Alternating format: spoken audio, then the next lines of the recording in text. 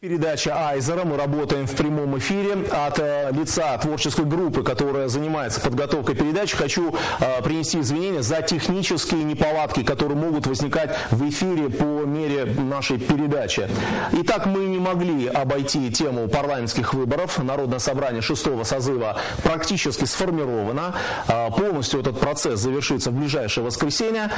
Предлагаю обсудить итоги голосования, с какими результатами политические партии завершили мартовскую предвыборную кампанию, кто из их кандидатов прошел в парламент 6-го созыва и что станет с идеей перехода к смешанной избирательной системе, о которой так много говорилось в последнее время. Вот круг вопросов, на которые предстоит ответить нашим гостям. Итак, сегодня в нашей студии Якуб Васильевич Лакоба, лидер Народной партии Абхазии, Аслан Барцыц представляет форум Народного единства Абхазии, Лаша Саканя, Народный фронт Абхазии за справедливость и развитие, Сергей Миронович Шамба, Единая Абхазия, Алмаз Жапуа, партия Айнар, и Мизан Зугба представляет партию Амсахара. Добрый вечер, дорогие друзья. Я думаю, что будет справедливо первым предоставить слово представителю партии форум Народного единства Абхазии. Организация выставила свой список на прошедших выборах, который состоял из 6 кандидатов.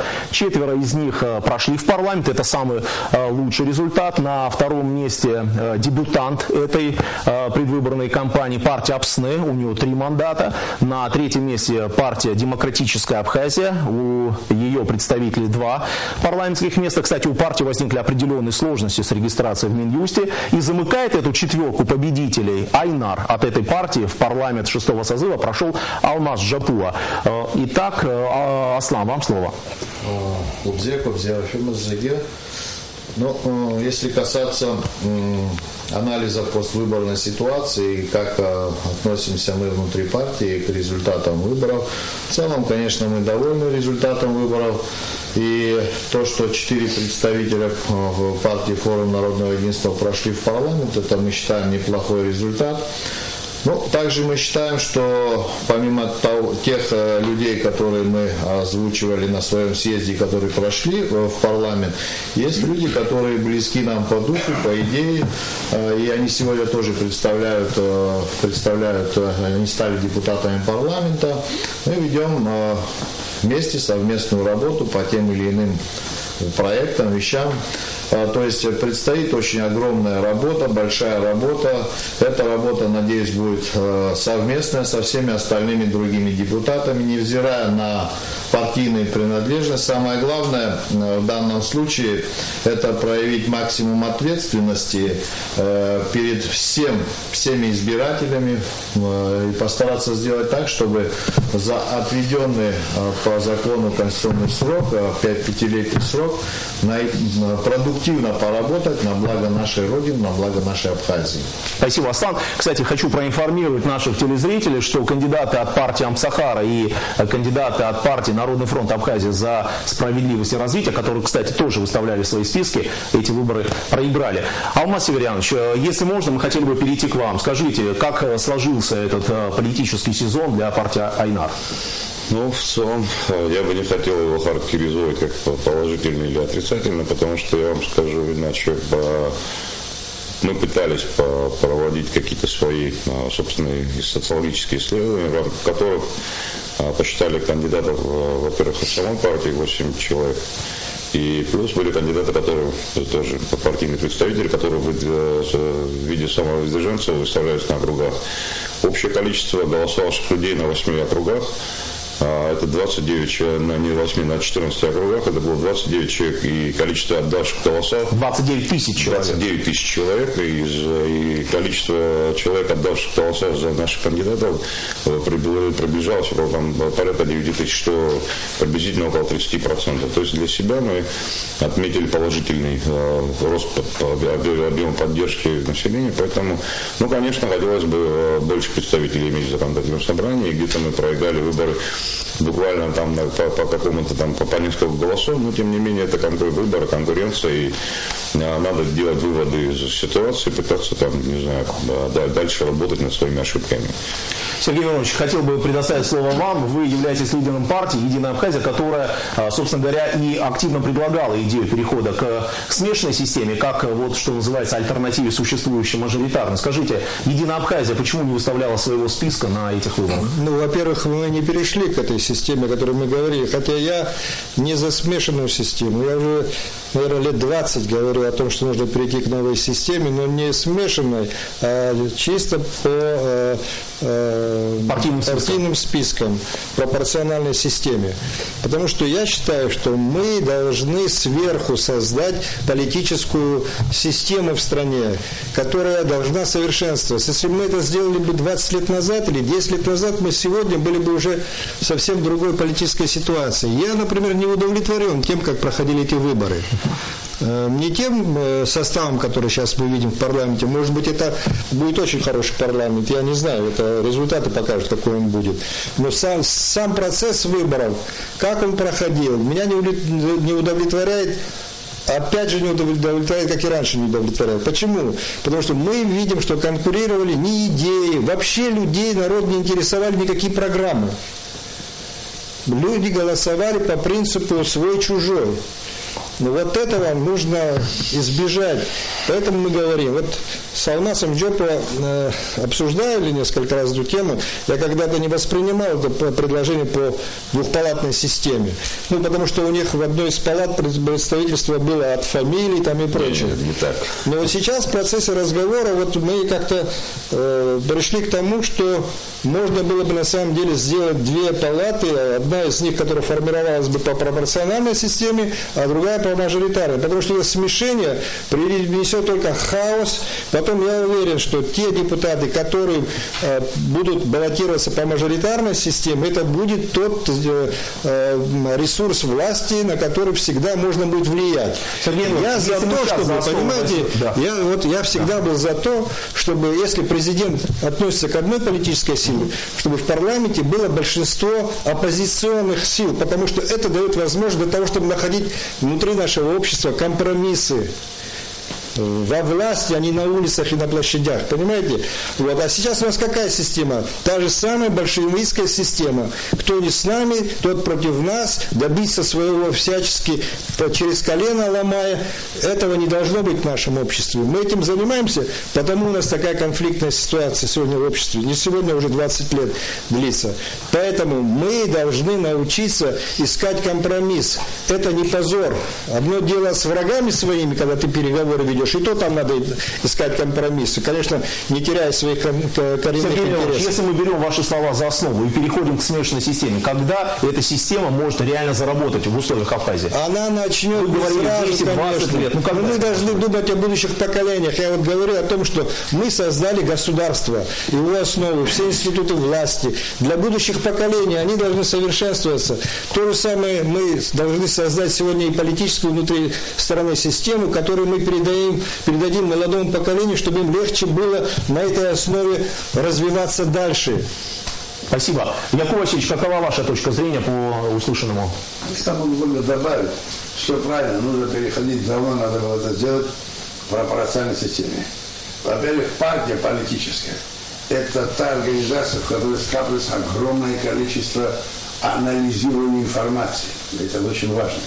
Люди, которые идут на выборы в парламент, которые являются, находятся вне партии, у них, как правило, за редчайшим исключением бывают, но редкие, как правило, они их меньше знают. В смысле лица их, как говорится, политического, их кредо политического.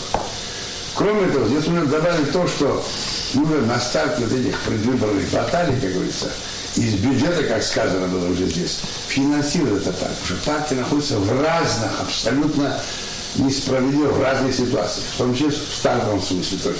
Вот наша партия, это расовая наша партия. Понимаете? Единственное узкое место нашей партии – это слабая материально-техническая база. А если даже точнее, фактически ее нет какой-то. Мы, может быть, под открытым небом работаем, вы понимаете? Но работаем все равно. У нас больше заявлений, чем у некоторых партий вместе взятых. И эти заявления, которые и сегодня не теряют актуальность, может даже наращивается эта актуальность. А мы что? А что касается прошедших выборов, какое участие у Народной партии? Моего ушедшего брата в половине дома. Первый этаж, понимаете, полуподвальное помещение сырое, вот где офис Народной партии, значит, как говорится, размещается. Разве это правильно, понимаете?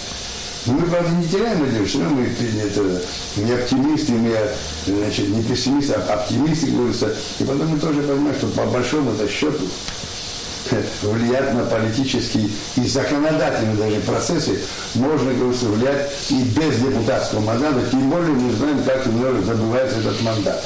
И какие мотивы руководству, которые не все, конечно, но, как правило, далеко не благовидные такие мотивации, понимаете, значит. Ну, вы знаете, как обезопасить себя там, от преследования, там, еще что-то, кредиты огромные, без особых оснований выданные, невозвращенные, понимаете. Ну, как с этими денежными мешками, как говорится, ну, конкурировать, что? Продать свою-то половину дома частного, говорится, там, или что? А вы говорите на сайте, вот результаты, здесь правильно было сказано, Сергей Миронович, что это время покажет. Если вы цифры от такой партии, от другой партии, там или что. По большому счету, большинство действительно было как бы, значит, по мажоритарной системе. Одномандатниками, да. Не связывали себя с какой-то партией, но фактически это были партийные выборы все равно. Но они скрыты характером. А зачем их не раскрыть? Вот открыты. Ну как придать этому публичность? Ну, да? как придать? Мы уже говорим. Пропорциональная система. Давно стоит вопрос. Она уже созрела, перезревает этот вопрос. А мы все равно партии не доросли. Потому что вы их держите на поводку, вы держите в тяжелейших условиях, понимаете? Яков, я хотел бы сейчас перейти к Мизану Зулба. Помнится, на одном из эфиров... Я не могу отвечать на ваш вопрос. Да, Яков, мы обязательно к вам перейдем. Да. Какие результаты? Результаты покажет время. Да. Вы понимаете? Вот пример вы скажете, пожалуйста. Старинное древнее название Арсул. Кому-то не нравятся наши названия, вы понимаете? Названия старинные, абхазские, древние названия. Ну, и опираясь на такую кандидатуру дешевую, некоторые получают эти мандаты, собирают списки, там, подписи, вернее, представляют парламент, и парламент ушедший. Но тогда уходивший парламент бесславный в целом, бесславное своего прошлого, под занавес своего, так сказать, значит, этого самого срока действия. Он принимает решение, значит, поменять это все и колонизаторское топоним вернуть. Слушайте, наш народ воевал в частности за то, чтобы их топонимы вернуть наши истории, понимаете. И что от такого депутата можно ожидать по большому счету? Он или молчать, или лить в воду там в парламенте, эти 5 лет, там, не знаю, что так далее. Яков Васильевич, я с большими извинениями вынужден вас возразить, это в том числе наш коллега и глубоко нами уважаемый депутат, который не был ни разу там молчуном и никогда не... Потом возразите, и потом поймите правильно, ну, время действительно покажет. Значит, вернется парламент к этому вопросу. Вот маленький такой вопрос, это незначительный, а он-то значим, понимаете, показатель это. Или не вернется. Вот тогда это своего рода одна из лакмусовых бумажек, по которой мы потом будем судить, насколько этот новый парламент отличается от прежнего. Спасибо, Яков Васильевич. И потом еще и другие вопросы. Мы обязательно к этим вопросам вернемся. Законодательство антимонополии. Вот примет или не примет, слушайте. Яков Васильевич, спасибо. Минуточку декларации о доходах. В первую очередь чиновников, безбюджетников. И еще более в первую очередь правительственных чиновников. Разъезжают на лекцию. Я понимаю, что там бизнесмен, понятно, да, его что касается, раз, одно, другое, 5, 25, непонятно. Что касается действующего закона, были приняты соответствующие поправки. Каждый кандидат в депутаты был обязан предоставить декларацию о своих доходах и имуществе. Хочу предоставить слово Мизану Зулбу, представителю партии Амцахара, потому что мысленно возвращаюсь несколько месяцев назад, когда Мизан достаточно критично отнесся к этой идее. Мизан, скажите, ваша критичная такая позиция, она подтвердилась? Если сейчас мы сразу перешли к теме, да, как бы нашей встречи сегодня, к теме передачи. Если говорить о смешанной системе там, или о пропорциональной, суть в том, что мы не категорически против этой системы. Мы говорили о том, что я и сегодня как бы подтверждаю свои слова, которые некоторое время назад сказал. Пока, смотрите, как большинство, я абсолютно не побоюсь этого слова, наших партий, уверен, просто имея определенную информацию, определенные материалы, даже не соответствует тому законодательству о политических партиях, которые у нас есть. Вы имеете в виду по численному составу, да, по представительству в районах? По представительству в районах, по численному, по работе, по определенным отчетам, по определенным протоколам, которые должны сдаваться каждый по определенному времени. В законодательстве прописан закон неплохой о политических партиях. Только тогда, когда, конечно, Сергей Миронович прав, модель нужно задавать сверху, модель политического устройства. Но пока мы сами партии не подготовим, немаловажно, кстати говоря, вопрос финансирования, который был затронут. Когда у политической партии будет определенная возможность финансовая, да, она более-менее будет самостоятельной, и работа политической партии будет... Кстати, Мирзан, извините, вы обязательно продолжите, но я хотел бы к этой мысли вернуться. Якуб Васильевич ее поднял по поводу финансирования. Насколько мне известно, действующий закон о политических партиях предусматривает соответствующие материальные, так сказать, затраты на финансирование партии. Я так понимаю, что форум Народного единства сейчас получит за каждый голос, полученный в ходе мартовской кампании. Партия Айнар, не знаю, получит или нет, на старте. Не на старте нужно. Нужно партии, которые придут в парламент, вот эти партии должны финансироваться из бюджета. И, кстати говоря, именно эти партии постепенно и станут ведущими политическими партиями в стране. Остальные отпадут. Ну вот когда о чем говорит Мизан. Мизан, извините, вы продолжите. Я продолжу тему все-таки, мы тут еще вначале, да, как вы начали говорить о итогах выборов, как выборы прошли. Конечно же, мы не должны заблуждаться, мы не должны сейчас себя обманывать. В первую очередь наблюдать о выборах. Выборы, конечно, и несколько лет назад не были такими идеальными, и сегодня.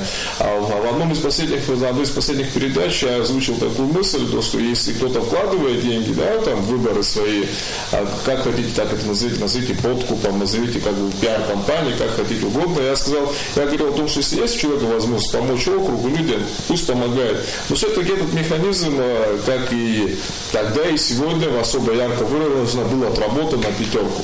Такой механизм. Но при этом, нет ни одного заявления, за исключением 2 округов, где оспариваются. Конечно, да, оспаривается, да, идет сейчас в прокуратуре проводится определенная работа, насколько мне известно. А суть не в этом, суть, если нет заявления... Кстати, не по фактам подкупов, а по фактам найденных бюллетеней. Скажу так, Левон, если мы не говорим, это нет официальных обращений, мы все живем здесь, наблюдали картину. Многие из нас лично участвовали в выборах, видели, как происходили процессы в некоторых округах. Большинство из сидящих в этой студии участвовали в выборах. Не понаслышке известно, как это все происходило, а очень система не отработана. И хотелось бы сказать о самих участках при выборах, участниках голосования, где проходило голосование, не отработано, фактически показало, что у нас это не работает. Даже были такие моменты, когда у людей была возможность голосовать чужими паспортами. Но это больших материалов на этого не было, но частично какие-то незначительные факты были замечены. Спасибо, Мизан. Я хотел ваше предоставить слово. Ваша вот оценка, которая сейчас прозвучала, вы с ней согласны? Выборы действительно прошли не демократично, не свободно? Выборы прошли достаточно демократично. Везде была конкуренция. Везде. Но вот я не согласен, допустим, с Мизаном в той части, что, допустим, подавляющее большинство партий не соответствует, допустим, тому закону, который у нас сегодня есть о политических партиях. Я, например, это не считаю так, потому что лично по нашей, партии я могу смело сказать, я думаю, многие здесь подтвердят, и Айнар, и Единая Абхазия, и Народная, и Форум, и Амцахара, что и количественный состав, допустим, существующий, он есть, потому что у нас есть достаточно строгий министр юстиции, очень справедливый, но очень строгий. Она достаточно серьезно за этим следит. Что касается отчетности, допустим, в нашем случае мы вот буквально первый отчет делаем за всю свою политическую историю партии нашей. Коллеги, вот интересный вопрос затронул. Действительно, в большой России партия считается партией 500 членов, если в ней состоит, в маленькой Абхазии 1000 членов. Скажите, насколько эта норма реалистична? Я считаю, что она достаточно оправдана. Я даже, можно сказать, можно было еще чуть-чуть увеличить количественный состав, да. Потому что, мы прекрасно помним, допустим, нам сложно было создавать партию, вообще мало кто хотел войти в ту или иную партию, потому что очень многие состояли в разных, допустим, старых партиях. Что касается нас, мы единомышленников искали достаточно долгое время. Ну, смотрите, сегодня у нас 9 партий. Можно я вам скажу? Вообще не имеет значения количество, если будут выборы по пропорциональному списку. В Соединенных Штатах Америки 2 ведущие партии, да, республиканская демократия. Там вообще нету членства. Там они своих сторонников подсчитывают по количеству людей, проголосовавших. А как проходит предварительную регистрацию в Министерстве юстиции? Как получается, собственно говоря, регистрация? Вот этой детали сейчас я не знаю, но я знаю, что у них нету членства в партии.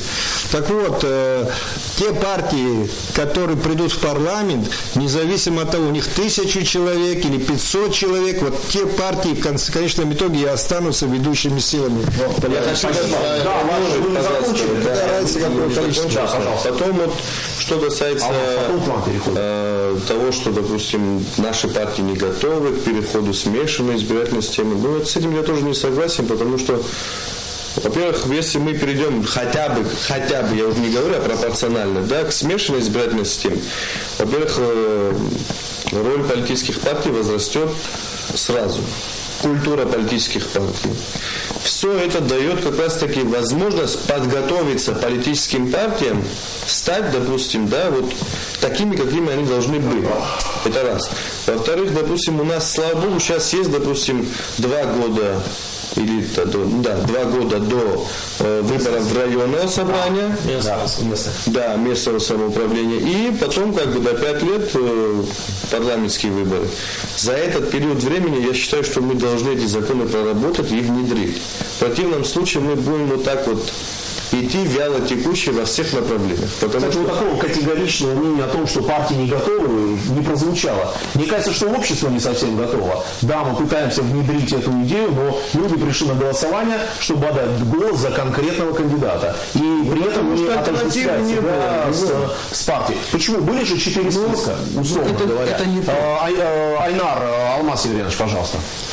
Ну, во-первых, я бы хотел немножко вернуться к той теме, о которой мы говорили, по относительно выборов, которые прошли. Не только для партии Айнар, но и вообще для всех политических организаций, которые здесь существовало. Есть, как сказать, есть фактическая сторона дела. И я готов подтвердить здесь словами Жана. Но надо признать, что огромный административный ресурс, который был задействован, не потому, что сейчас он всегда задействован, но в этот раз, да, особенно явственно, по крайней мере, мне так казалось, может быть, потому что я сам в этом принимал участие. Огромные такие административные ресурсы, административное воздействие. Ну, они имеют, конечно, свой эффект, мало того. А в чем это выражался, Алмаз? Ну, я вам прямо скажу, это дороги, свет, кабеля, линии в пользу одних и тех же кандидатов. Ну, несложно догадаться. Нет, о чем и практически нет округа, практически нет кандидатов, которые с этим там не столкнулись. Да, конечно, в администрации этих районных городов утверждали, что это были плановые мероприятия, но по сути, по факту, все прекрасно знали, как это происходит. Надо у нас, я не буду сейчас точно говорить, где, есть улицы, на которых до войны еще даже асфальта не было. Они появились там. В целом, это хорошо, Алмаз. Отлично, это все для народа, но тем не менее, когда это влияет, в том числе и на выбор народа тоже. Понимаете, когда я не думаю, что народу... Мне кажется, что наши... Нет, Леон Миржанович, тут есть расхожее мнение, что народ стал правда. Я так не считаю. Да. Когда народ однозначно определен в пользу одного из кандидатов, он абсолютно уверен, что никакими деньгами, никакими административными ресурсами это не купишь. Но когда у них нет явственных предпочтений, это реально имеет место быть. На одном из округов я все время шутил, что я был бы не против, чтобы там был еще и 3-й тур. Не только 2-й, но и 3-й тур, потому что богом забытый, значит, давным-давно я утверждал, что в случае 3-го тура там могут появиться в 5-этажных домах, лифты могут появиться. Вот такое количество ресурсов там было брошено, не только административных, но и финансовых самими кандидатами. Я бы не хотел опускаться до уровня обсуждения конкретных личностей, но все мы прекрасно знаем, как это происходило, и в целом наблюдали за этим процессом, и на улице это обсуждаем. Правда, я считаю, если это возможно, то это тоже процесс политического становления. И мы с этими явлениями...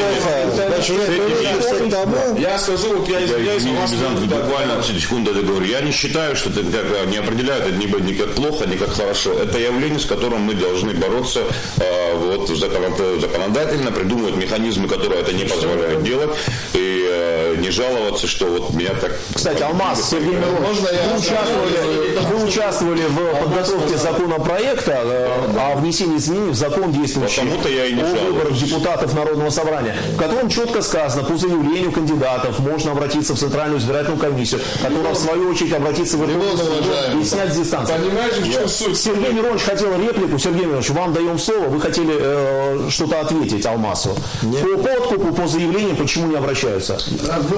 Я просто хотел сказать, вот это и плохо. Да, сейчас. Вот это и плохо, что все знают, что идет открытый подкуп, и никаких жалоб нету. Кто-то может отрицать, что это происходит. Все с этой системой согласились. Мы вообще привыкаем к этим негативным проявлениям, которые существуют в нашем обществе. Вот в чем беда. Мы привыкли к наркомании, мы привыкли к тому, что беспорядки на дорогах, мы привыкли к тому, что коррупция есть, криминал. Ко всему мы привыкаем. И живем в этом обществе и думаем, что более-менее все нормально. Спасибо. Рязан, минуту уложился, во время предвыборных дней вообще не только сейчас в выборах, когда активно общаемся с населением, не только у себя в округе, у себя в районе, где живем, но и в целом по стране приходилось ездить по определенным кандидатам, коллегам, помогать, общаясь.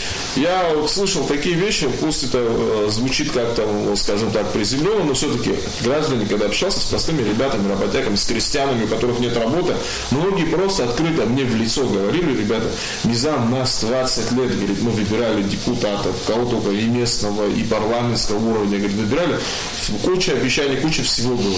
Мы уже в это не верим. Сделают нам сегодня вот дорогу, сделают нам сегодня мост, сделают нам... Только мы в том случае поверим и поддержим это данного кандидата. Это везде так было. Это вот так вот люди открыто начали заявлять. Вот Абрахам Ясавшер Худгуд.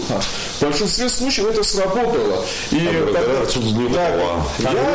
скажу вам так, даже почему я не стал делать жалоб, почему на одном из эфиров я сказал открыто. Когда меня как-то начали осуждать по этому незаконно, как можно это делать. То если людям что-то делается, пусть делается, но люди все равно где-то это не помогло, где-то это помогло. Наверное, все-таки в нас, в тех кандидатах, которые проиграли, люди все-таки, наверное, как-то дали предпочтение другим. На это нельзя, я как-то, и наше общество, наша ментальность, как бы, и мнение в обществе для нас важно. Во многих случаях мы не хотели выглядеть, даже и те ребята, которые проиграли, не хотели выглядеть как ляузы, не хотели выглядеть в другом свете, который не хотели представлять в обществе. Просто. Спасибо. Было что-то бессмысленное. Прежде всего, как бы не могу оставить без реакции слова Алмаса по поводу того, что административный ресурс определял тот или иной выбор избирателя.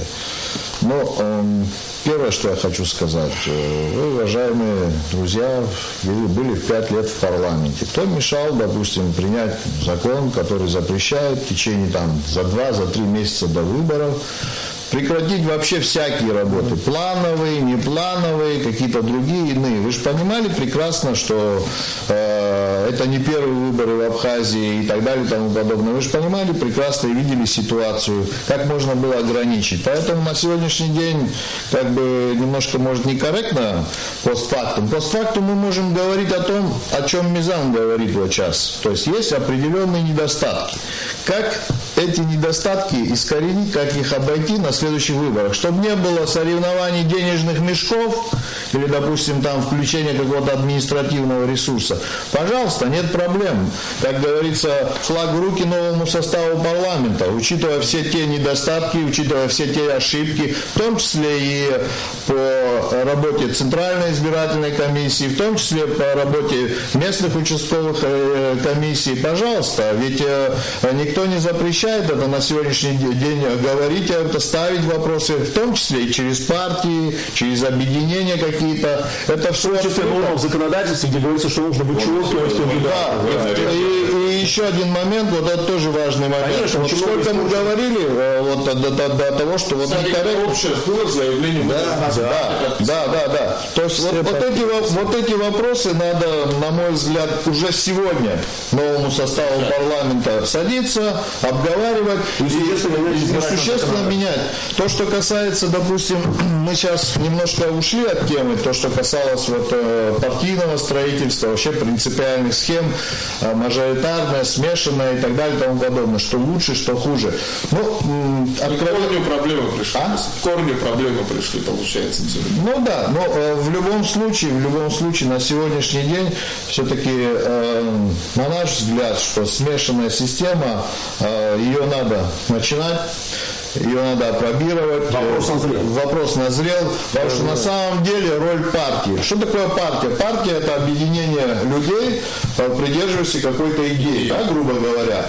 И сегодня, если взять многочисленные партии, которые есть в Абхазии, и посмотреть уставные документы, там практически, отличие, если найдите, называется игра «Три отличия». Отличий не найдешь. Все говорят о том, что Абхазия должна быть процветающей, демократичной и так далее и тому подобное. Но весь вопрос на сегодняшний день заключается в том, если мы говорим искренне друг с другом, во многом предопределяет, отношение к партии роль лидера партии. Народ, люди смотрят, кто возглавляет партию, кто является ее, как скажем так, генеральным секретарем, да, грубо говоря. Локомотивом. Да, то есть опять же, на личности, чтобы этого уже меньше было в последующем, как раз таки поднять роль партии, поднять ее статус, в том числе и финансирование, в том числе, что касается от численного состава. Я здесь с Лашей соглашусь, но, наверное, надо увеличить численный состав. Почему? Потому что в Абхазии есть такая тенденция, кто-то что-то задумал и начинает за этим, очень много создавать. То есть я не думаю, что много партий, совсем много партий, это будет полезно. Кстати, хочу сказать, что в 16-17, в 17 меньше, но в 15-16 был такой парад партий. Парад партий, которые проживут короткое время от выборов или какой-то и потом они уходят в небытие, и никто не помнит, чтобы это избежать, если мы увеличим, на мой взгляд, количественный состав, и о том, о чем здесь говорилось, что в партии есть, определенная процедура, когда надо вовремя делать там собрания, съезды, там районные конференции и так далее, все это протоколировать и так далее. То есть фиксированное членство в партии, на мой взгляд, оно более объединяет, более дисциплинирует людей, и партии становятся более ответственны. Когда мы говорим о том, что тот или иной человек, те или иные фамилии присутствуют в партии, то есть партия будет стараться привлечь на свою сторону знаковых людей, и это очень важно. Что касается, кстати, национальных общин тоже, мне кажется. Да, и национальные общины, само собой. Сегодня, допустим, говорится, что в парламенте мало представлены или вообще не представлены там русская община и так далее и тому подобное. В том числе и через партийные какие-то вещи, да, можно начать это. Это не значит, что все пройдет гладко, все пройдет так однозначно. Будут ошибки, будут какие-то проблемы, но мы строим государство, мы в принципе находимся на начальной стадии строительства государства. Поэтому здесь нельзя исключить и нельзя голову посыпать пеплом, кричать: ой, ужас, мы пропали и так далее. Надо все к этому идти к тому, чтобы рационально, с пониманием, главное, чтобы идейно люди понимали, что это идейное, это искреннее отношение, а не только лишь бы пройти, лишь бы урвать, заработать там и потом товарищ. Спасибо, Асан. Да. Я можно я буквально до слова уважаемому Аслану. Конечно, было бы глупо предполагать, чтобы представители провластной политической организации не восприняли то, что мы говорим, как обвинение. Но тем не менее, если вы заметили, Аслан, я и в самом начале, когда мы начинали, я сказал, что мы не имеем претензий и мы никого не обвиняем. В данном случае мы всего лишь сделали выводы из ситуации. Абсолютно принимаю ваш посыл относительно законодательного собрания, что, господа, садитесь и пишите, в чем проблема. То же самое во первый раз я сказал, вот говоря про это, я не воспринимаю это трагедией, это данность, с которой нам всем, в том числе, нужно законодательно бороться. Господа, придумывайте, применяйте, пробуйте, чтобы этого так не было. Но я констатировал факт всего лишь. Спасибо. Яков Васильевич, вам предоставляю слово и хотел бы предложить для обсуждения следующую тему. В портфеле Народного собрания... Нет, Яков Васильевич, в портфеле Народного собрания уже 6-го созыва есть законопроект, который был принят в первом чтении, о переходе к смешанной системе. Как вы считаете, после вот такого не совсем активного участия политических партий Абхазии в этой предвыборной кампании, есть смысл обсуждать этот вопрос? Нет смысла. Вот в данном вопросе мы категорически согласны с позицией Шамба Сергея Мироновича. Единая Абхазия. Это будет полумера, полужак. Видимо, с того, что мы хотим в чем-то продвинуться и хотим увидеть действительно продолжение партийного строительства во весь рост, как говорится. Понимаете? Это полумера. Поэтому я против, мы в нашей партии за переход к пропорционально-партийной системе. А вдогонку к тому, что там говорилось, я моего голоса никто не услышал. Я же как сказал, у нас единственное узкое место, в чем оно состоит, я вам сказал. Почему я сказал единственное? Потому что во многих других вопросах мы выглядим более убедительно, так скажем. И может даже предпочтительнее других, понимаете. Вот к примеру просто, король любого суждения сложно значимого, а это важный вопрос, значимый вопрос, это пример хороший, так сказать. Вот, к примеру, Народная партия Абхазии первый открыл свой партийный сайт, понимаете? В котором также первые из партий стали ставиться материалы на государственном абхазском языке. Кстати, там русские люди учатся в будущем, мы их нашли все прочее, и абхазские мастера абхазского слова на абхазском государственном языке, вот материалы ставили, понимаете? А некоторые из других партий до сих пор не имеют своих сайтов. Избан, как говорится, как видно. Почему? Мамзарир, Хашарыма. Почему Народная партия больше всех заявлений? Не по каждому факту кто-то когда-то пошел, пришел там, или, не дай бог, там машина что-то случилось с офисом, газеты, это тоже. Но мы и на эти вещи реагируем. И вы это знаете. По каждому сколько-нибудь заметному случаю наши партии принимают, значит, заявление, не простите, что да здравствует или долой. Там анализ, там аргументы, понимаете? Там интересы, глубокие рассуждения. Это отмечают многие люди, там за рубежом, против России, независимые эксперты.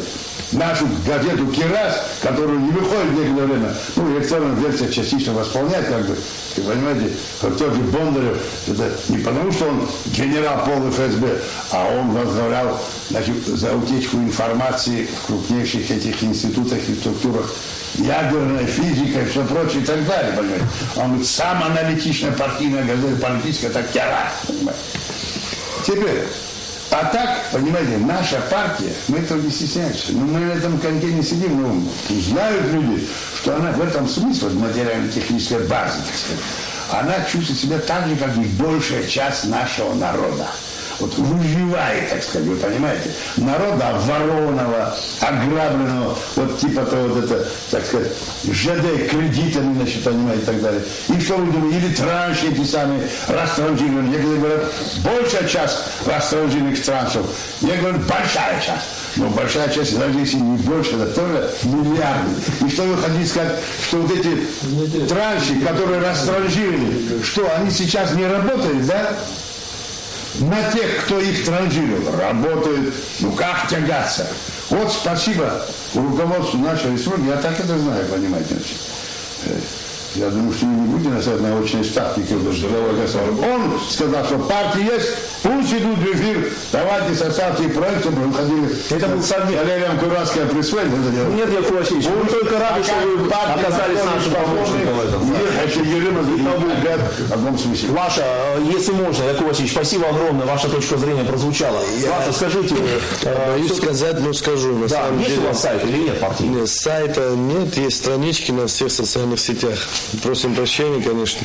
Материально-техническая база не позволяет нам создавать и содержать сайт. Скажу так, мы всегда были сторонниками смешанной избирательной системы. Мы вот как создались, мы всегда это говорили, полумерой, я, к сожалению, Якуб Васильевич, не могу это назвать. Хотя бы надо сейчас сделать это, чтобы потом уже как бы в перспективе ближайшей перейти на полную как бы, да, пропорциональную систему. Здесь кто-то говорит, что мы вообще не готовы, допустим, да, к таким вещам. Кто-то говорит полумера, ну хотя бы с чего-то же надо начать. Что надо показать людям. Люди тоже не готовы, допустим, да. Ну вот надо показать людям хотя бы довести до логического завершения тот закон, который сегодня у вас лежит. Пусть это поменяется, там 55. Может количественный состав нам там уменьшится в 50, там, 45. Самое главное довести до логического завершения этот законопроект, который лежит там уже на протяжении года. Кстати, Сергей Миронович в своем интервью после выборов сказал, что эти выборы станут последними, которые проходили по мажоритарной системе. Я надеюсь. Ну, я думаю, все надеются на это. Вот. Действительно, время есть сейчас. А как это будет на практике? Партия... Допустим, Якуб Васильевич согласился все-таки с тем, что пока мы не готовы. Я правильно понял? Полностью пропорционально. Все-таки проблемы в партиях существуют. Это, наверное, касается всех партий. Но все-таки переходить прямо не готовым. Для начала, может, даже необходимо провести определенную работу внутри наших партий, внутри партий, в обществе. Понимаете, многие даже, я вам откровенно скажу, даже общаясь с людьми, что самое главное, общественное мнение. Правильно? Каждый из нас, любая партия, политическая, что политический рейтинг важен для каждой партии, общественное мнение. Люди, даже общаясь с ними, когда ты говоришь, просто сидя за столом, где просто на улице, просто на какие-то встречи, многие не имеют представления, что такое смешанная или пропорциональная система.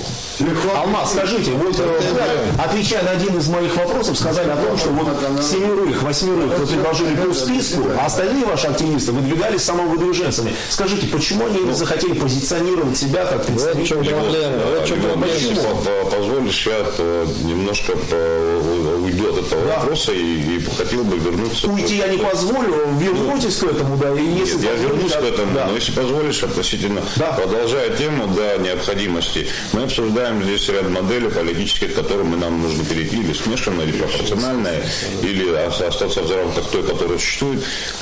Как кажется, нашей политической организации, в частности, мне тоже, нынешняя политическая модель, существующая в нынешних реалиях, она себя изжила настолько, что циклично приводит к кризисам. И все наши проблемы в обществе распространено мнение, что оно имеет такие субъективный личностный характер, относящийся Я абсолютно убежден, что все наши политические проблемы, они системные. И проблема в том, что у нас модель себя изжила, а мы не можем никак перейти к следующей. Но к чему мы должны перейти, к какой форме политической модели мы должны перейти, это проблема как раз политических организаций, которые должны выработать свои предложения и представить на суд и общественности, и друг другу, и пытаясь убедить в лучшей форме.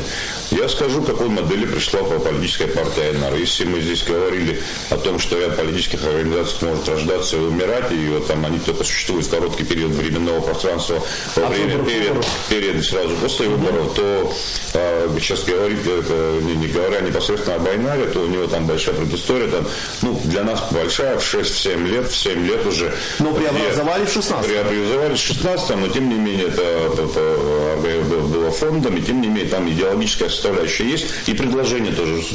Суть предложения такова, что нам нужно перейти не к смешанной модели, а скорее всего форма. Мы тут уже обсуждали с Сергеем Мироновичем.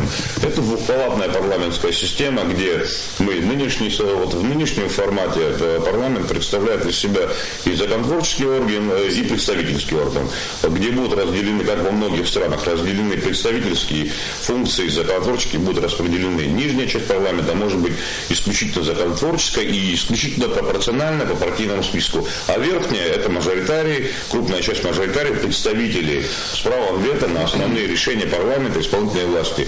То есть я сейчас, это не догма, но это готовое концептуальное предложение, которое мы готовы представить. Политические организации тоже со своим видением могут приступить к вопросу. И задача на следующий пятилетний период, я думаю, окончательно сформировать общее общественное мнение, прийти к какой-то общей оговоренной модели, к которой мы, может быть, перейдем.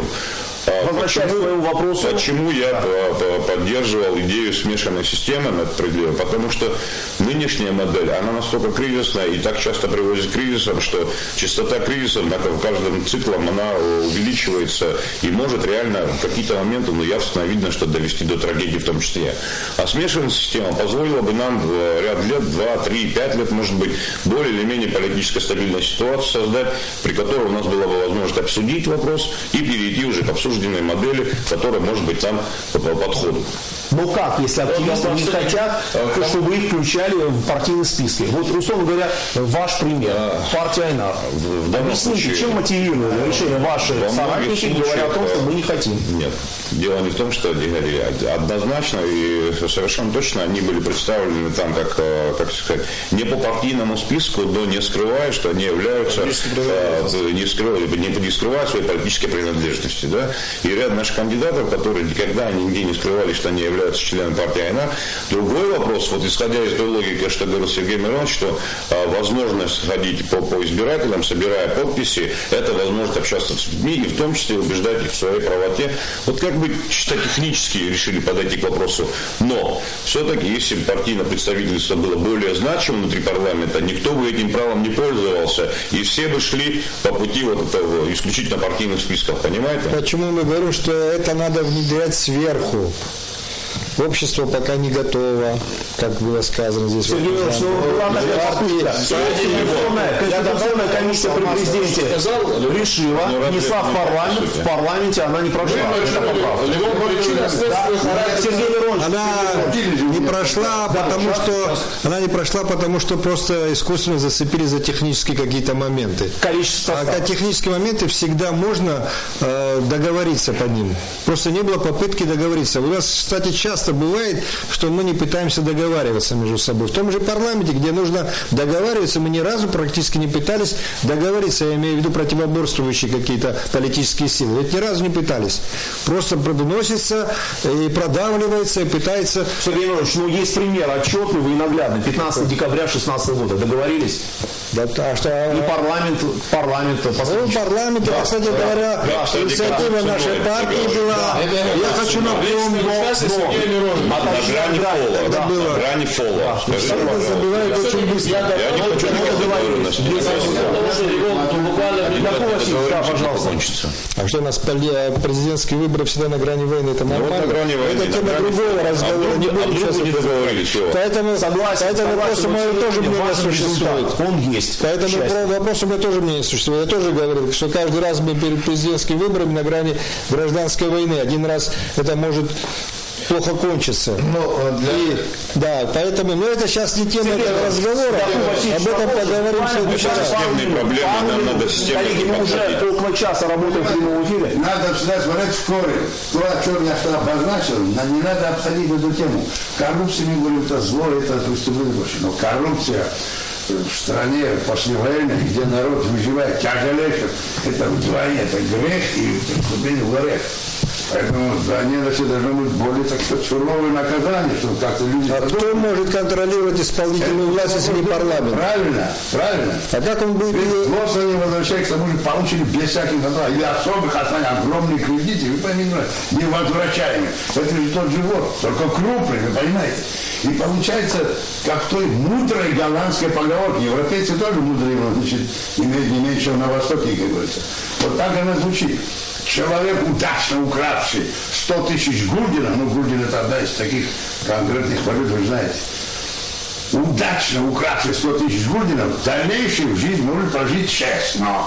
И это к тому, что эти транкеры, они продолжают работать, а вы не хотите перейти к пропорциональной системе, за что ратует Сергей Миронович, дай Бог ему здоровья. И мы, фактически, наша народная партия. Кстати, я все-таки в обществе цитируют одну фразу. Возник этот вопрос. Я не закончил. Здесь нюанс очень важный. От того, что мы видим, люди те же самые. Вы на полусловии прерываете. Законченную мысль, пожалуйста, прерывайте, ради Бога. Вы поймите правильно. Тем более если перешли И поговорить. Тем более старше, говорю, по возрасту. А если перейдем к пропорциональной системе, тогда вы мне извините, даже эти мешки, так сказать, денежные, они должны быть везде по всей Абхазии. А в основном мало дорог не ремонтируют. И строят дороги, и лифты делают везде, и асфальтируют.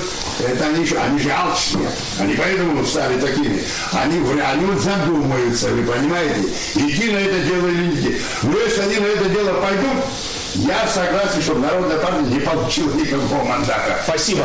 Спасибо. Мизан, пожалуйста, вы хотели что-то добавить? Все-таки мы сейчас говорим о политической модели, то вообще перейти там пропорционально к смешанной. Давайте будем говорить о корне проблемы, почему это возникло. Вообще причина следствия. Все мы это знаем, все мы частично озвучили эти проблемы. Якуб Васильевич более того озвучил основные, наверное, проблемы, почему это возникает. От того, что мы сейчас возьмем, поменяем ситуацию, методы действия, методы работы, даже на тех самых выборах. Проблема в чем возникает? Именно проведение процесса предвыборного процесса. Проблема вся в этом. В этом процессе вопрос политической модели стоит, потому что у нас проблема не только с выборами, у нас совсем проблема, с экономикой проблема, с государством проблема. У нас такое количество проблем, которые мы поднять не можем. Мы выйти из кризиса не можем. Не только из политического, с экономии. Мы вообще, в принципе, уже привыкли жить внутри кризиса. Выход должен быть. Дело не в выборах. И мы говорим не только про выборы, а вообще про нашу жизнь. У нас группа проблем, в принципе, в нынешних обстоятельствах практически нерешаемая. Сергей, Аслан скажет, а потом вы добавите. Мизан, она не поменяется, пожалуйста. Нет, пропорционально возможно нет. Я и не предполагаю. Поменять она должна. Но я вот с вами скажу. Неких вот временных... Да, вот сейчас я в тему, это потом ты скажешь. Вот смотри. Выборы – это техническая сторона вопроса. Суть в том, чтобы в парламент пришли партии, которые будут контролировать исполнительную власть. Сегодня, не в обиду никаким депутатам, которые по отдельности пришли, да, мажоритариям, с ними всегда власть может договориться. Ну, с такими, как Алмаз, не договоришься, но с большинством договоришься. Кредиты ему дашь, сына на работу устроишь, дочку и прочее, понимаете? Вот. И как потом, если это парламент будет исполнительную власть контролировать. Тогда ни о какой борьбе с коррупцией и прочими говорить не приходится. Вот в чем суть, когда я говорю о том, что там должны сидеть представители партии, которые будут выполнять задачу, которую поставила партия политическую, понимаете? Спасибо. Не выполнили эту задачу. Так что минутку, друзья, вы уже высказались. Я хотел бы вот что еще отметить. Значит, почему-то вот упование на то, что именно в парламенте, значит, депутаты партийные могут, так сказать, реализовать и так далее, быть оппозиционным все время к власти, это приведет, значит, к какому-то положительному результату. Ну, здесь тезис такой, очень сомнительный, на мой взгляд. Я вот на мой взгляд лично говорю. Я хочу вернуться, опять же, к роли партии и к силе партии. Если это полноценная, большая, мощная партия, в которой состоят много людей, и на сегодняшний день вот количественный состав, почему я опять возвращаюсь к количественному составу? Это потому, кто прошли парламент. Сергей Миронович, дайте это самое. Вот для того, что вот существует мощная партия с фиксированным членством, значит, членов этой партии. Эта партия имеет право, значит, издавать свою прессу, значит, размещать свою информацию на электронных СМИ и так далее. Она полноценно работает в государстве. В том числе она реагирует на те политические, экономические и прочие процессы, которые происходят в государстве. И если в партии достаточно силы, мощи и интеллекта, она способна и вне парламентских как бы вещах влиять на власть, влиять на исполнительную власть, указывать на ее ошибки и так далее и тому подобное. Но весь ведь вопрос, вся фишка в том, как говорится, да, насколько мы грамотно к этому подойдем и насколько ответственно мы к этому подойдем. Ведь знаете, какая штука? Можно как бы посеяв сегодня зерно какого-то раздора, завтра получишь результат. Завтра взойдут иные семена разрушения. разрушения. Вот этого нельзя допускать, на мой взгляд, ни в коем случае. Почему я говорю про семена разрушения? Вот на сегодняшний день, до выбора вот этих, сформировалось такое вот негативное отношение к парламенту в целом, в обществе, да, в информационном плане и так далее. Вот депутаты там это не сделали, то не сделали, плохо отработали и так далее и тому подобное. Ведь в принципе одна из ветвей власти практически, на мой взгляд, была дискредитирована в глазах избирателей. Почему происходят вот эти вещи, когда избиратели голосуют не за ту или иную партию больше, а голосуют за того или иного кандидата? Вот о чем Мизан говорит. И почему тот или иной кандидат старается дистанцироваться от каких-то партий? Потому что ему надо набрать максимальное количество голосов и так далее. Он готов заигрывать и с теми, и с другими, и с ТВВ. И главное, значит, пройти цель. Вот мы должны избегать вот этих моментов. Мы должны более ответственно, еще раз говорю, подходить к тем процессам, которые происходят в нашей стране. Спасибо, Аслан. Ваше Сакани. Я хочу добавить, да, еще вот к словам Сергея Мироновича. Понимаете, если мы перейдем там к смешанной или пропорциональной, ну, надо найти эту формулу какую-то, да, общую. Та, которая нам будет нужна, Якуб Васильевич. Мы должны еще как бы, да, туда внедрить такие вещи, как отзыв депутата. Понимаете, это очень будет хорошо играть в том плане, что есть, кстати, генеральная линия партии. Он ушел от этой генеральной линии назад. И вот как раз моменты подкупа, давления со стороны власти, всех вот этих вещей, это будет на минимум. Большинство кандидатов говорило о том, что когда вот общественное письмо, общественное мнение, обращение к парламенту о сокращении полномочий депутатов, допустим, определенных привилегий, все такое. И привилегии, именно я ошибся, о привилегии. И там, кстати, говорилось, и каждый из кандидатов, абсолютное большинство, я помню, говорили о том, что нужно сделать механизм отзыва. Но сейчас у нас будет время, посмотрим. Ну, слушайте, если будет пропорциональная система, все это же и решается. Даже больше часа. Пожалуйста, одну ремарку, и на этом другой теме. Господа согласятся, да? Но любое реформирование вот от двупалатной системы или прочее, надо людям, народу своему, честно говорить, во что это обойдется. Во что обойдется это избирателю, во что обойдется это обычному гражданину. Ведь мы же понимаем, что сегодня есть определенные расходы, двухпалатная система, там она может предполагать расширение, и тогда это увеличение расходов. Мы должны все это говорить открыто. Ребята, вот это кстати, идея увеличения до 50. Именно на вот и еще один такой момент, я извиняюсь, конечно, но вот я не понимаю, на мой взгляд, есть тут противоречие. Когда с одной стороны часть депутатов говорит о том, что они отказываются там от каких-то машин, там, и так далее, с другой стороны, как бы за реформы и так далее. С другой стороны, другая часть. С другой стороны, есть другая часть. Но в любом случае мы должны четко понимать, во что обойдется государству вот эти реформы. Спасибо. Алмаз, буквально минута. Во-первых, в объеме, вы говорите, во что обойдется ваши реформы, мы в том числе готовы обсуждать. Не ваши, вообще. Нет, вообще готовы, предлагая там концепцию, предложить их финансовую часть изменений, во что это обойдется. Относительно того, что вот небольшая полемика возникла между Сергеем Мироновичем и Асланом, когда Сергей Миронович говорил о том, что они должны быть оппозиционные, я попробую, то есть я как бы перефразирую вопрос. Дело в том, что вот основные проблемы нынешней модели все видят в исполнительной власти. Я немножко с этим не согласен, потому что все-таки у нас 3 ветви власти, и как раз издержки модели сделали из горизонтали, вот из 3 ветвей власти, вертикаль, где во главе там восседает вот эта исполнительная власть во главе с президентом. Но в чем проблема? Мне кажется, самая главная проблема в том, что в нашем государстве практически полностью не отсутствует крайне низкий уровень системы ответственности, где самый первый орган, обладающий функциями контроля и надзора, тот самый парламент, он практически свои функции не использует вообще. Не может. Вообще.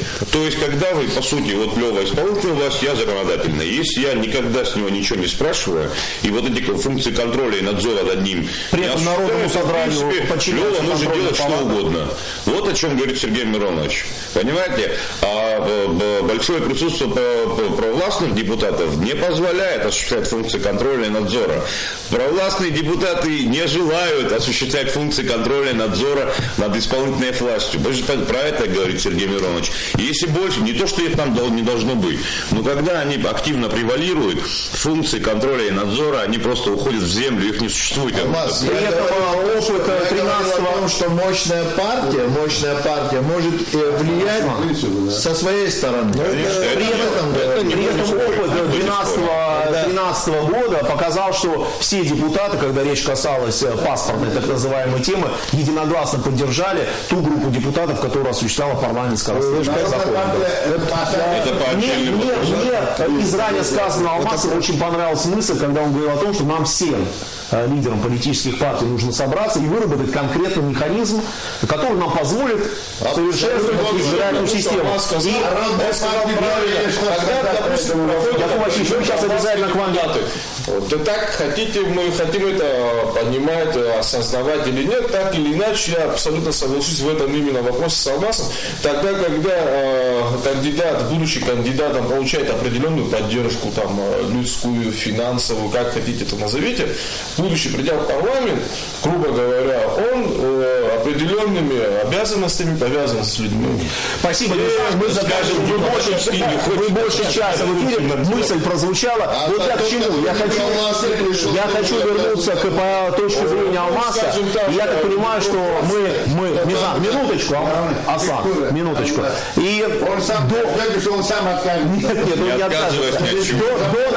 До начала эфира я понимаю, откуда эта идея родилась, потому что до начала эфира Сергей Миронович высказал соответствующее предложение. Сергей Миронович, несколько слов о сути предложения, чтобы всем собраться, выработать площадку для того, чтобы мы могли, политические лидеры и партии, собраться. И потом каждого из вас я попросил бы высказать свою точку зрения по идее Сергея Шамбы и Алмаза Джакова. Я уже давно его высказать. Конечно, сейчас выскажу.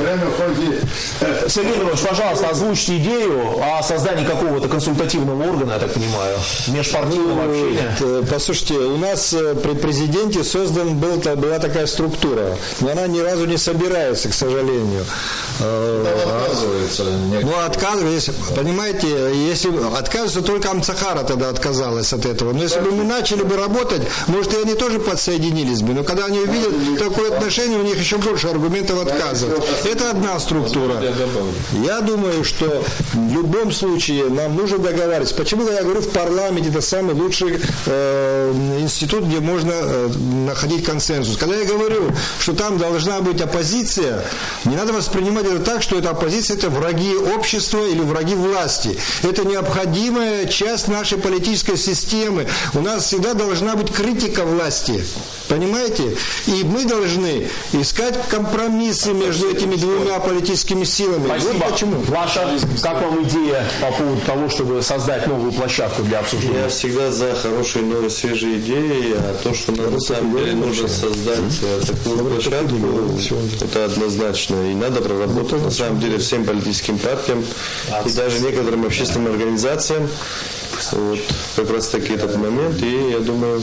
Спасибо большое. Алмаз, Аслан, Мизан и я считаю, что мы в любом случае должны вопрос обсуждения политических реалий, той модели политического устройства, к которой мы должны перейти, к которой мы видим, но не на базе администрации президента, но это абсолютно должны договориться не то. И, кстати говоря, не только политические партии, но и экспертные круги, потому что некоторое время назад экспертная группа, которую руководил, насколько я помню, Олег Несторович, вместо с юристами, с группой юристов, тоже вот такое концептуальное предложение по модели тоже имели, то есть надо привлекать экспертов в этом отношении. У кого-то они уже концептуальное предложение есть, но надо не формально, а по-рабочему выбрать площадку, не обязательно публичную, но тем не менее рабочую, и попробовать найти... Ну, вы готовы инициировать такую? Конечно. Мы сделали на платформе парламента, пожалуйста. Нет, на платформе парламента не пойдет, потому что я думаю, думаю, что вот сам парламент платформа уже. Нет, нужно как, чем больше таких площадок, тем лучше. Конечно. Арслан, пожалуйста. И я хотел бы вот что о чем сказать. Естественно, никому не нравится ситуация, когда в стране существуют очень серьезные проблемы. Это и преступность, и коррупция, и наркомания, и так далее, и так далее. Здесь вообще спору нет по этому поводу. Никто не спорит с тем, что в нормальном, здоровом государстве всегда должна быть нормальная, здоровая оппозиция. Это оппозиция, которая не дает, как бы, образно говоря, дремать власти. Это те люди, которые могут выступать и должны выступать с альтернативными идеями и так далее, и так далее. На это должны быть цивилизованные площадки, цивилизованные формы, это всем понятно. То есть уходить от митинговщины, уличной, каких-то процессов нам надо всем вместе. И для того, чтобы собраться и выработать какое-то единое мнение касаемо всех партий и организаций, я согласен абсолютно, это должна быть определенная дискуссионная площадка, на которой будут вырабатываться конкретные предложения с привлечением экспертов, специалистов. Спасибо, Аслан. Низам, пожалуйста, завершайте. Конечно же, мы готовы к диалогу. Это, знаете, как даже заходя за некоторое время до эфира, находясь на улице, придя в это помещение, как-то друзья задают вопрос: а для чего вы собираетесь опять так говорить и разойтись? Суть в этом. Да, мы как-то, конечно, это хорошо озвучиваем проблемы о насущей стороне, особенно о политической модели, но самое главное, конечно же, выработать определенный проект. Он не говорит о том, что он будет там идеален, или все-таки нужно предложить. В таком формате, как мы собираемся, это, конечно, публичное обсуждение на этих наших проблем. Но для выработки этого, как Алмаз сказал, как остальные предлагали, нужно создать то, о чем говорилось о консультативном совете при президенте. Там больше были политические проблемы, скажем так, политические вопросы, почему наша партия не согласилась. Политические партии нужны политические. Нет, там был такой политический контекст, исходя из которого наша партия не согласилась. Изначально не последние наши партии предлагали войти, там еще ряд организаций не вошел в этот консультативный совет, так как еще до этого было больше раз к чему. И еще хочу добавить, это хорошо, это здраво, это нужно выработать, мы должны сесть, создать нужный консультативный совет. Для этого не нужно что-то создавать, для этого нужен диалог, в котором можно людей собрать, помещать. Разницы нет, где это будет происходить. Партия Амсахар готова. Мы готовы. Еще что бы хотелось добавить, все наши проблемы не исходят, больше всего наши проблемы не политической модели, а наши проблемы исходят к тому, что мы перестали относиться ответственно к своим обещаниям, ответственно к своим предложениям, и это касается любого уровня, начиная с местного, парламентского, президентского. Когда мы будем ответственно относиться к своим высказываниям, к своим предвыборным обещаниям, к своим идеям, и когда будем ответственно относиться к своему народу, к своей работе, тогда и не будет кризиса, и не будет тех проблем, которые мы имеем в государстве. Спасибо. Самое главное. Завершайте. Якуб Васильевич, можно я у вас попрошу? Я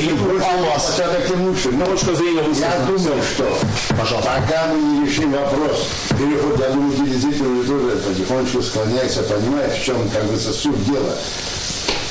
Корень вопроса. Не перейдем к пропорциональной системе, никаких смешных. Пропорциональной системе дело с места не двигается, как говорится. Потом поймите правильно, вот мы говорим пропорциональная система. Значит, выгода ее, преимущество. Мы забыли сказать о том, что мажоритарная система к чему идет? К расколу. Одна из причин, одна из линий, одна из каналов раскола, это вот эта так называемая мажоритарная система. Соседи, друзья, родственники не разговаривают, непрежность какая-то возникает. При пропорциональной системе этого не может быть. А то, что мы имеем, это то, о чем говорю наши о школе Дудзе, классик, у нас же не один воздушник, не каждый, классик наш великий. Целый пласт он абхазского языка носителем является, вот эти. И вот эти люди делают роман колоссальный, значит, Ахаягу, клин, раскол, понимаете. Пока пропорциональную систему мы не решим и не примем, будет это продолжаться. Потом поймите правильно, из раза в раз и от созыва к созыву. Посмотри количество, вот мы опытные депутаты, мы-то опытные, Относительно опытные. Меньше там говорится, но он тоже так хваткий парень. Посмотрите, вы же признаете, что институт депутатского запроса очень редко почему-то пользуется. А почему? Ну я вам скажу почему. Одна из причин в том, что опять-таки нет пропорциональной системы. Партия заставила своих депутатов задавать вопросы. Вот там есть другие причины. Например, слабая ответственность за не реагировали на этот депутатский вопрос. Факт. Почему не ужесточите? То есть депутат хочет задать вопрос министру или другому должностному лицу, и он не приходит. Или не хочет ответить, или в Италии такой сложный вопрос, я через месяц отвечу, закон позволяет в течение месяца дать ответ.